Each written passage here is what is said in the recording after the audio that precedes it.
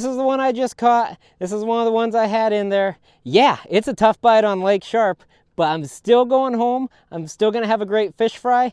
This is everything I wanted today. Hey folks, Nick Harrington here, and we are back on Lake Sharpe. And this is gonna be an interesting episode today because I have not been on Sharpe for about 3 weeks, and all I have heard is how tough the bite is.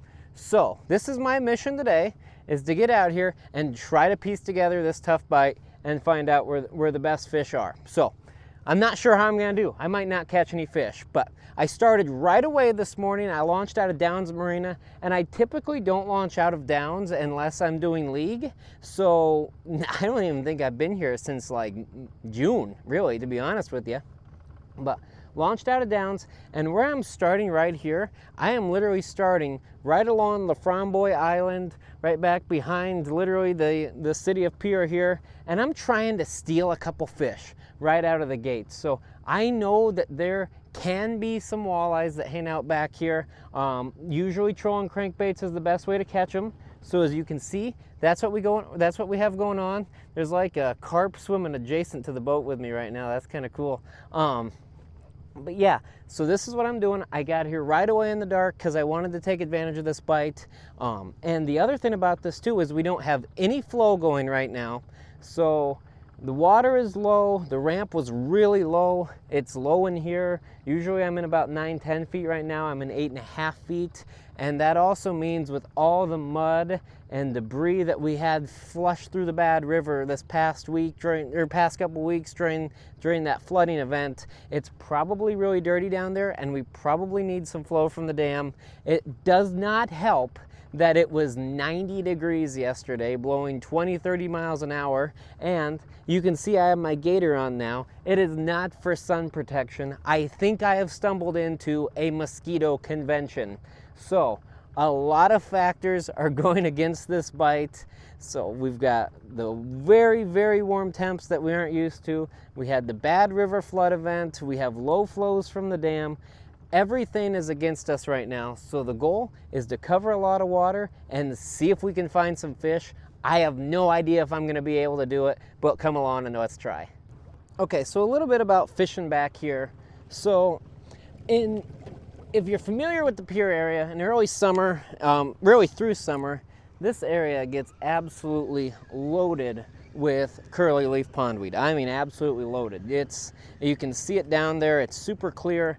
But one thing to know about curly leaf, as you can see, we're trolling number 5 flicker shads. There are still a little remnants of weeds, but that's what we're doing right now. Just about caught a nick.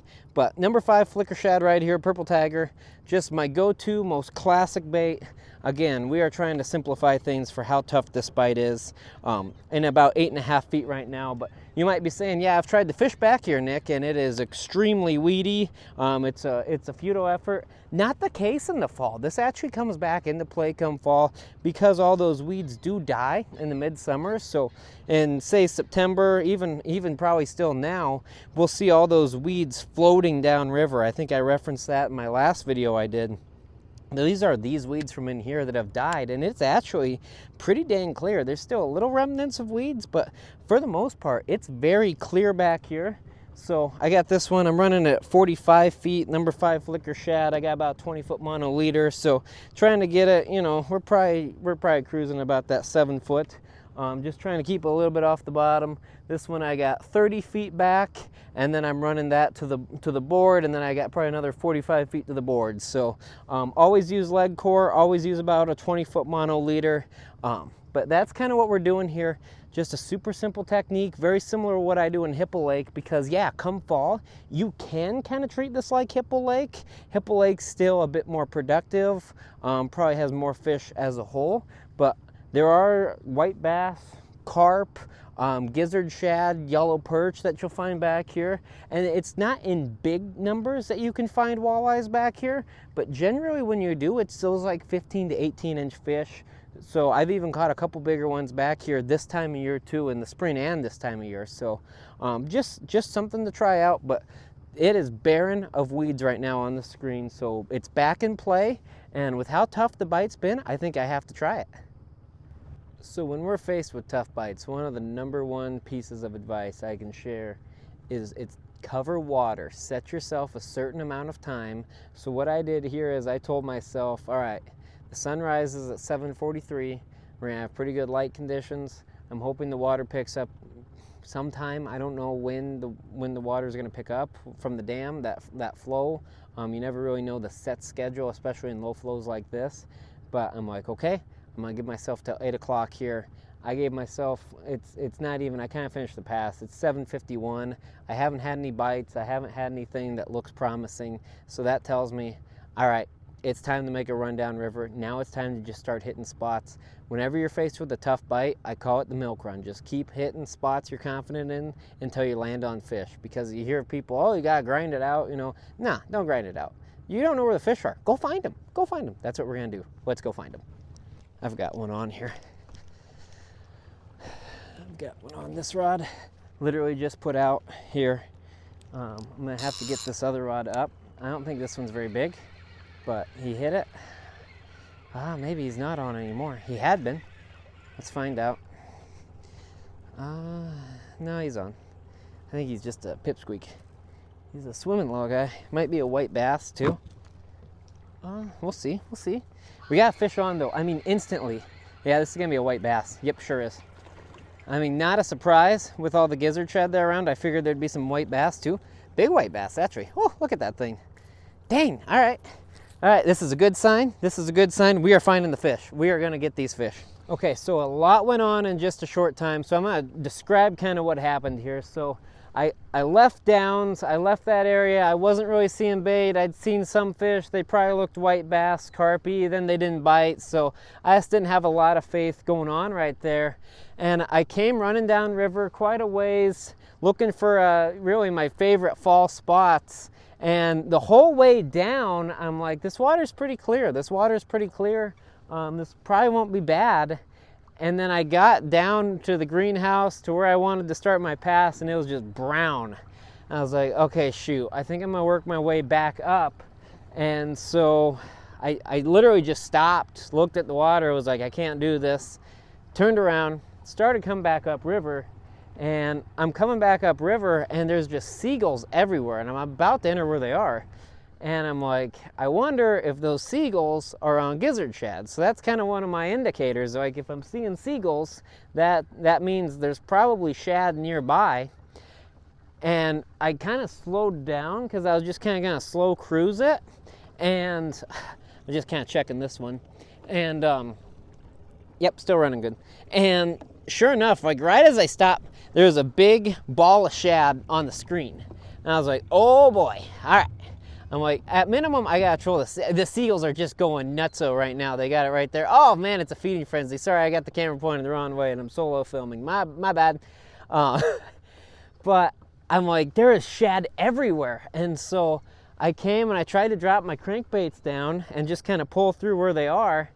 And instantly white bass on. And I mean, I couldn't even get the camera out to film. I'm trying to get all this. Hopefully I got some good B-roll so y'all can kind of see what I'm doing here. I am really trying to get better, but I am really not all that good. So, and like instantly real nice white bass, which I knew that was kind of probably one of the likely scenarios.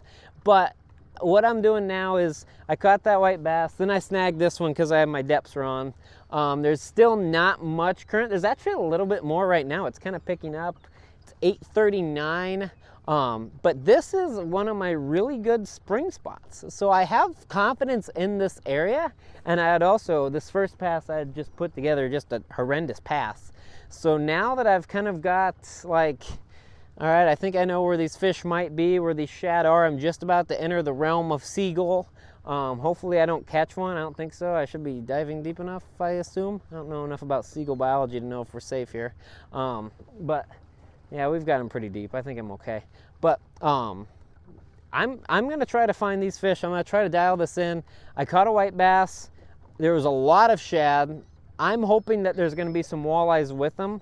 I'm hoping that getting this pass better, like what I'm trying to do right now, is gonna produce them. But we shall see. This is, I told you, when you don't know where the fish are, you just gotta try everything. And Well, we're trying everything.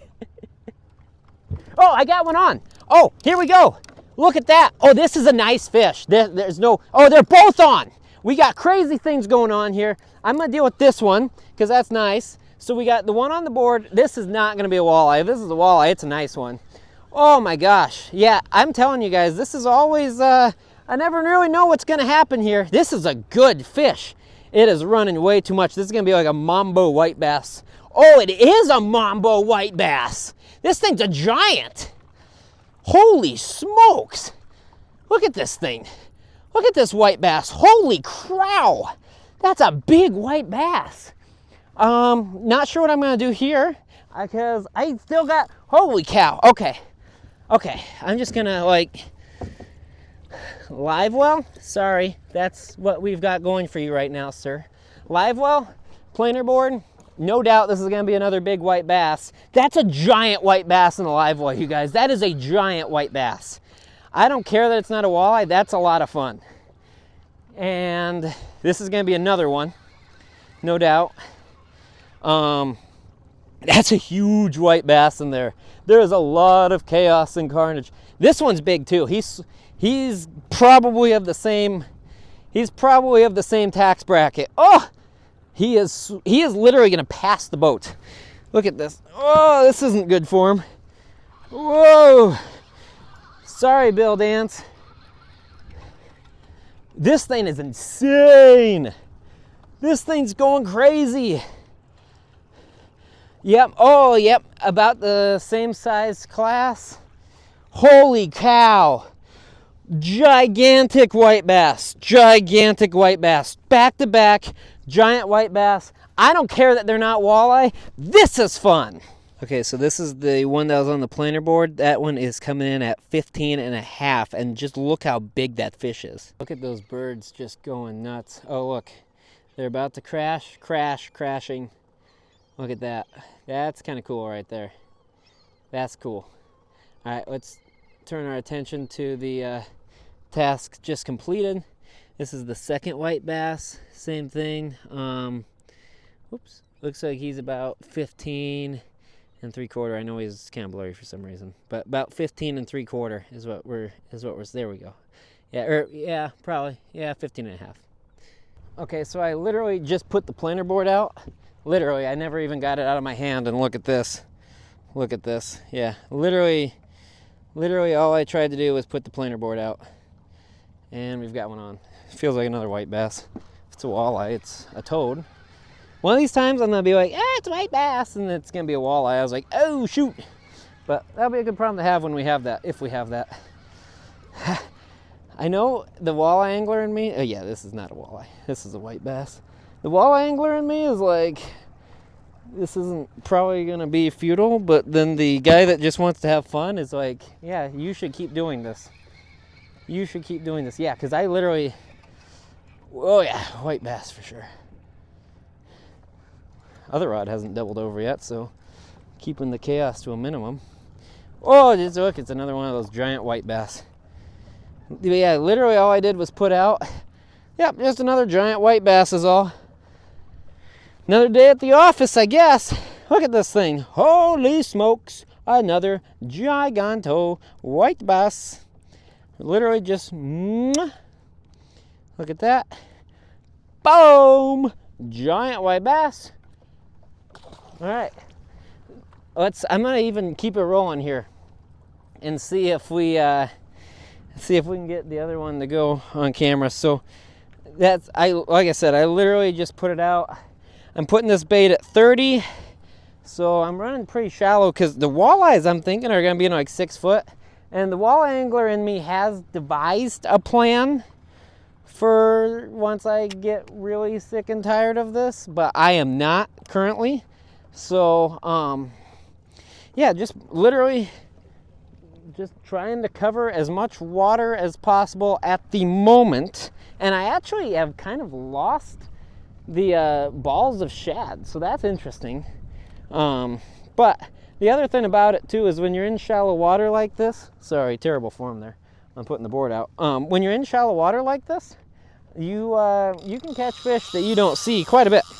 And I think that's one thing people don't understand too. So yeah, just threw it out about 30 feet, and then I put it out a little ways just because I do want to spread a little bit, cover some more water. I mean, I won't mark anything I bite on this board. All right, board's out, and now what I'm doing is I'm in the area I expect to catch walleye. So I'm gonna check this one too. So right now I had this one at 50 because we were pretty deep. I'm gonna bring this one up right now. Bait feels like it's running pretty true. So I'm gonna bring it up to 40 because I think right now I'm in like 9 to 12 feet. That's where all this crazy nonsense is going on. I think the walleyes are gonna be in like 5, 6 feet. So that's my intent, is to get on the pass. I was on the spring. It's coming up right now actually. Get on the pass I was on the spring and see if these fish are up here shallower. If nothing else, I'll tell you this much. I've heard that the fishing on Sharpe sucks, and my morning does not suck right now. So I'm having a lot of fun. I hope you are too. And let's see if I can keep putting it together. Okay, so pretty major development here. I was running the Nick bilge pump, and I just saw a rod just kind of start like laying over. And I'm like, oh, okay. And guess what? We're walleye fishing. We got shallow, and now all of a sudden we have caught a walleye. Not a keeper, but that's still a walleye on. And that tells me that there is probably some fish up in here, and it's no longer the white bass video. We have found the target species. I missed you. Sorry I cheated on you. Got another one on here. Board just went. I'm thinking it's gonna be another walleye, and I think it's gonna be a good one. I think it's gonna be a good walleye. I don't know, I just got a gut feeling that it's gonna be, because now we're in the walleye zone. Now I'm up in that 6 feet like I talked about. It's dirty as heck, but it's not doing crazy white bass business. Oh, now it's starting to. I don't know, we'll see, we'll see. Oh yeah, now it's starting to do crazy white bass business. We'll see, maybe it'll be a walleye. Maybe I won't starve today. Let's see, I just barely got that out. Oh yeah, oh, walleye, walleye, it's a walleye. Look at this, we are getting this dialed in. Let's go. Let's go. He is a well-fed chunk of monk too. Yeah. Another one on the board. I think it's gonna be a walleye. Another one on the board. If this is another walleye and it's right in the walleye zone, it's fighting like one. Oh, this one probably won't keep. It bit better than I thought it would. It's doing the things again. I don't know. I didn't get it. Go. Whoa. They are spunkadelic. It did look like a walleye. Actually, if this is a walleye, I'm gonna be, it is. I'm getting impressed with myself. Yep, another walleye. Probably gonna be short. Yeah, this will probably be like one of those, whoa, the camera got a little snugget angled. We're trying to figure this out. But got another walleye. We'll check it, probably a little short. Okay, so quick reset here. That walleye did indeed make it. It was about 15 1/8. Again, 15-inch minimum here on Lake Sharpe. So I have got 2 in the box. That one before, that one made it easy. This one was 15 1/8. I've got a short, and then I've caught, what, 3 big white bass? Maybe 4? No, 4. So, I mean, it is a tough bite. I'm not gonna argue that, but the water is dirty. The pattern that I just found is that the gizzard shad are chilling down there in a little bit of that deeper water. I found them via the seagull method. I kind of learned it watching Deadliest Catch. One of the, I think it was Keith with the Wizard, talked about the crab fart theory. And Dad and I was like, oh, and it was in 2012 actually on Okoboji that I saw seagulls, and I said, that must be where the bait is. And it was. There was a whole bunch of bait. Dad and I caught fish there. That was, yeah, June of 2012, July 2012. And since then, I've always followed the seagulls. And so, seagull method continues to work here on Lake Sharpe. Yeah, like I said, resetting, found the shad. The white bass are in the deeper area along those shad. And then these walleyes are up here in these 5 to 6 feet. So that's the pattern I found. I got 2 in the box. I've done pass and half combined because I kind of did like I started that first pass, caught the white bass, then snagged. So I ran back, went through it, went through big, caught those 2 big white bass. Things went crazy. Almost ended up with a tree. That part fortunately didn't make the camera. And now I caught another white bass here at the start of this pass, but I've kept it going. I kept it a little shallower, and I have caught walleyes here in these 5 to 6 feet. So I think what I'm gonna do is I'm gonna run down, I'm gonna restart this pass. I've got 2 in the box. If I can do 2 more on this next pass, I have a limit, and catching a limit in a tough bite, there's not much more you can ask. Plus, I am just having a heck of a time because this is so fun. These white bass are fun. I brought crawlers. I honestly thought how this would go was I would go in Farm Island, I'd troll a little bit. I thought I might catch one and it'd be like, you know, a 16, 17 incher, and I could be like, yeah, there's nice fish back here. That didn't happen. Then I thought, I'll go to a greenhouse, grind it out. It won't be a very good show. Oh well. Still probably isn't a good show. That's your guys' call. And now I'm like, okay, I've found a bite that's working, and I know it's not working hot and heavy, but in a tough bite, I'm catching fish. I've got 2 in the box. If I catch 1 more, that's all I need for lunch, and then I'll eat fish. I'll go in, I'll eat fish, and watch the Husker game. So let's see if I can catch 1 more. Board just went solo filming again. Sorry about that. Board just went. I'm in a little bit of deeper water right now. I'm not sure what this one's gonna be. Doesn't look very big. We're gonna see. Man, if this is another keeper walleye though, I'm gonna be happy as heck. I'll tell you that much. It looks like a short walleye. That's what I just saw. It's so dirty, you can't really tell. I kind of like gotta just catch a glimpse of their face. Oh, white bass again. Well, so that's interesting because right now I'm in a stretch that's like 9 feet. And so, whoa, that was almost chaos. Fortunately, it wasn't. Smaller white bass too. Just a little people ink, see ya. So now what I'm gonna do, I'm gonna go back through that because clearly those walleyes are in 5 to 6 feet and the shad and the white bass are deeper. And sorry about kind of the crazy camera angles, folks. I'm still getting used to it. I got this new gimbal to try to make me a little smoother because gosh knows I'm not very smooth. So I hope I got some cool shots for you, but I'm still figuring everything out. But I appreciate all y'all's patience with me as I hopefully keep building my YouTube channel up, keep getting it better. I appreciate everybody that subscribed, commented. Just want to say thanks. Thanks for your patience with me, and I'm having a ton of fun with it, and that's kind of what matters, and I hope y'all are too. Okay, gonna do a bit of a reestablishing shot here. So a lot happened here. First things first, my gimbal died, so still learning about that. So we're back to the regular stand. So that is what it is. We're still learning. Back to still trolling, but in a different spot. So I had been further downriver.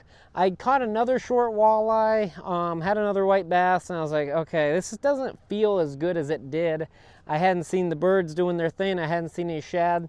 I was like, okay, so I took a little drive, went a little bit further south. It is still really dirty down there. So I do feel like this is my best bet to land on fish, essentially, is to come up, because this seems to be a little bit cleaner. You can tell the wind has gone away. Sun is bright, sun is strong. So what I'm trying to do now is I'm on an area that I don't like to fish until there's some current coming onto it, and I'm guessing this is about the current we're gonna have. So, and again, I think it's kind of clear. Don't really see the shad, but what I'm doing right now is I'm gonna troll up it, and if I like what I see, and I have seen a few fish, I'm gonna bottom bounce down it. That's kind of my game plan, so we'll see if that works. Okay, I literally just put bottom bouncers on. I trolled up, I didn't catch any. I was like, well, I still want to bounce it because I felt that they might be on bottom. Guess what? Instant fish. I mean, instant fish. Literally, I was just trying to get the camera set up. Instant fish. So, switch to bottom bouncers. I don't think this one's going to make it. But switch to bottom bouncers, big blade. I felt like they were a little bit more tight to bottom, but I felt like I could catch some fish here. Instantly rewarded. Let's see if I can keep this going. All right, so I got one more attempt here. So what I am doing, it's getting very hot out. The phone battery is low. The gimbal battery, I got charged a little bit to reshoot. I'm sure the mics will die soon. But yeah, it's been a long day here. Covered a lot of water. Troll crankbaits. Now, as you can kind of see, we're bottom bouncing. Got the back troll going on.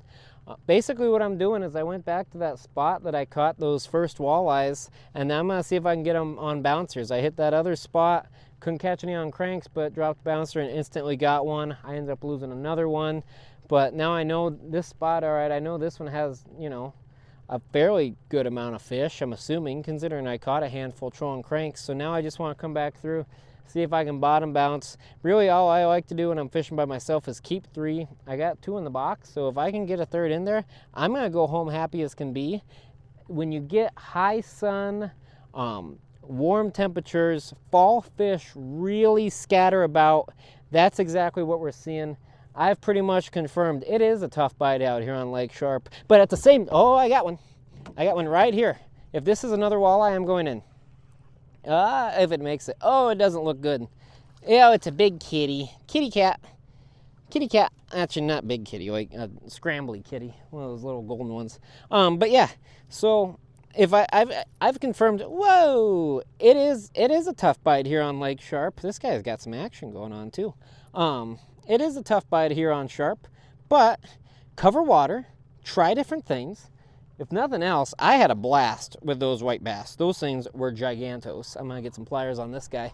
Those bass were giant. I had a ton of fun doing that. It was kind of fun to follow the shad like that. Really gave me a good understanding of what's going on out here on the water, finding those shad. I think that's also a contributing factor to kind of the slow bite is there is a lot of forage out there. So when you've got fish that are scattered, fed, it's gonna be tough to pattern those fish. This dirty water is not helping. That's probably been the biggest challenge, is figuring out where the clean and dirty water is. But I'm working on getting all that squared away. But yeah, overall, bite is tough here on Sharpe. Water, probably the biggest factor in that. The weather is probably the second, kind of goes hand in hand. The flood, obviously, a couple weeks ago wasn't good. I honestly thought I wouldn't even be down here, so it's cleaner than I thought it'd be. And yeah, anytime you get sun, hot temperatures, these fish really just scatter out. Once we get those cooler temps, that's when those fish are really going to concentrate, become more jig candidates. But that's also another reason I trolled cranks today, because I knew these fish were going to be scattered, and it put a few fish in the box for me. If I can catch one more, I'm going to be happy as can be. Oh, I just had a bite. I missed him. Yeah, it's on me. I don't know what we've got here, but if it's a walleye, we're done. And I just saw it. It's a walleye. I thought this was going to be a kitty or a white bass. This is a net walleye, actually. Whoa! That is how you end the day. Tough bite. It's all right. This is how you handle a tough bite. Big white bass, nice walleyes, and with that, I'm going home. And the other rod's going off. Hold on. Let me deal with the other rod. Oh, no, it's snagged. And this is where you say, Nick, that was a terrible outro. You get one on, you get excited, you don't pay attention, you have a terrible camera angle, your other rod gets snagged. How about this for an outro? This is the one I just caught. This is one of the ones I had in there. Yeah, it's a tough bite on Lake Sharpe, but I'm still going home. I'm still gonna have a great fish fry. This is everything I wanted today. It was a tough bite. That's okay. I worked really hard and I was rewarded. Good fishing.